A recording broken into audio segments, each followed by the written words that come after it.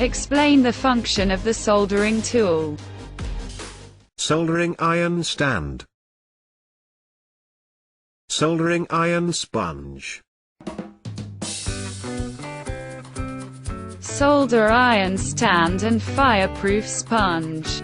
The stand of the soldering iron is used to keep the soldering iron in the reality that we don't need it and our soldering is finished.